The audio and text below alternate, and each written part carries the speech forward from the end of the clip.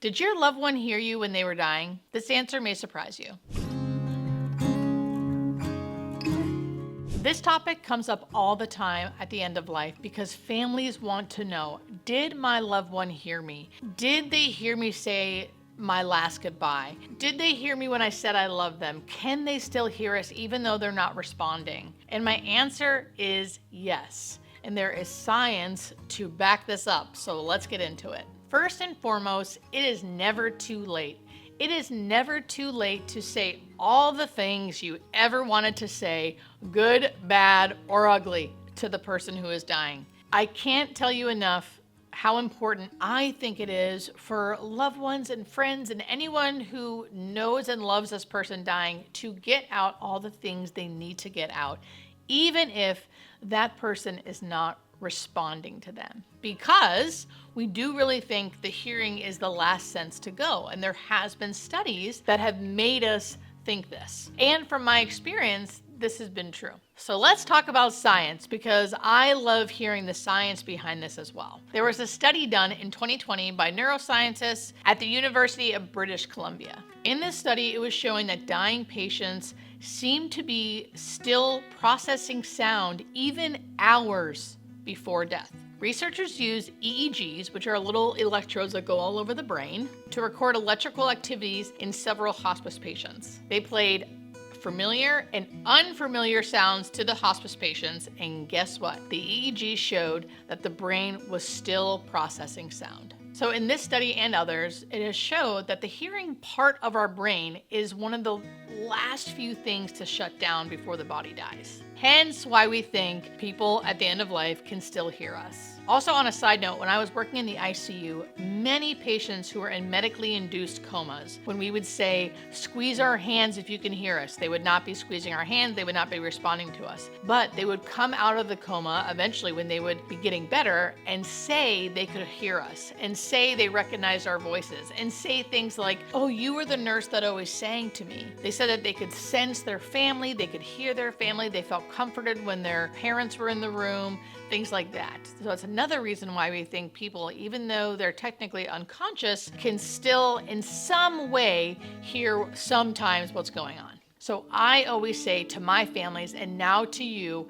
keep talking. Talk to your loved one like they are still there. Don't talk about them like they aren't. Whenever I walk into a home and I see a family sometimes arguing about the person in front of the person, I always stop them, try to get them into the other room, and then explain to them that one, their loved one can likely hear them, so please take it outside, and also don't talk about your loved one like they aren't there listening, because they very well may be. So the next thing people say is, well, what do I say? Sometimes holding their hand is enough.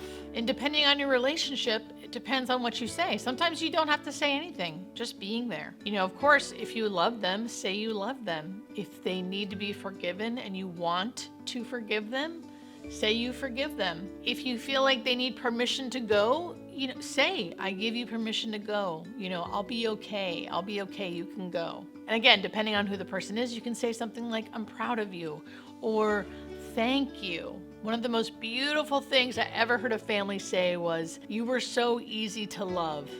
Thank you for loving me. Every once in a while, I have seen people who were not responding suddenly respond. Someone says, I love you, Mom, it's okay to go. And she hadn't spoken for 2 days. And then all of a sudden says something like, thank you, I love you.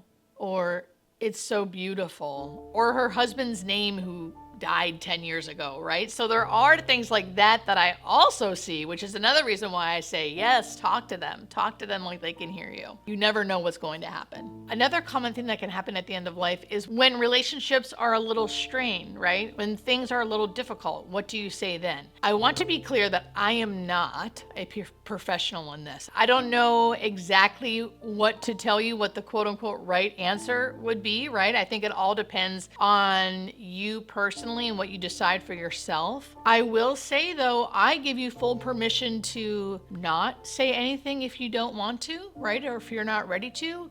If you don't think the person is safe, even if they're unconscious, you don't have to say anything. Or if you feel like you need to say everything, all the anger, all the hurt, they're not forgiven. You are still allowed to do those things, even though that person is dying. If that's what you need to let go of whatever they did, I personally think that is okay too. And if I was the hospice nurse, as long as you were safe and as long as you didn't hurt the person physically, I think it's okay to say whatever you need, even if they're dying. The last thing I want to mention is the final tear.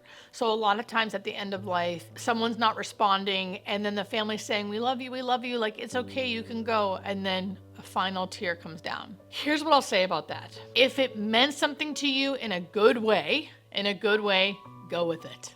Go with it. I love that. Generally speaking, though, as a hospice nurse and a medical professional, what we say about the final tears or tears at the end of life, we truly do not think they are an emotional response. There's a lot of things going on in the body, particularly with the eyes, because the eyes are either open or partially opened, or sometimes they're closed, but they haven't been blinking. So there's a lot of moisture and things changing in the eyes, which can cause tears. And a lot of times those tears are misconstrued as sadness.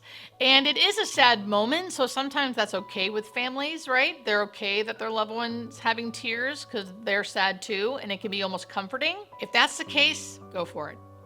But I want you to know that biologically, from a nursing perspective, from a medical professional perspective, we do not think those are emotional tears. So if you have hung on to something that you're like, I feel so sad, my mother, after I said I love her, she had tears coming out of her eyes and I felt so bad, I'll never forget it, right? And it wasn't a good moment for you. Please know that we don't think that those tears are an emotional thing. We do think it's a biological response to the body trying to protect the eyes. Take that for what it is. I think that's helpful. I think it's important to know that most people who are in that state are unconscious and they are okay. And just to remember to be with them as much as possible in that final moment, because I think looking back, you won't regret it.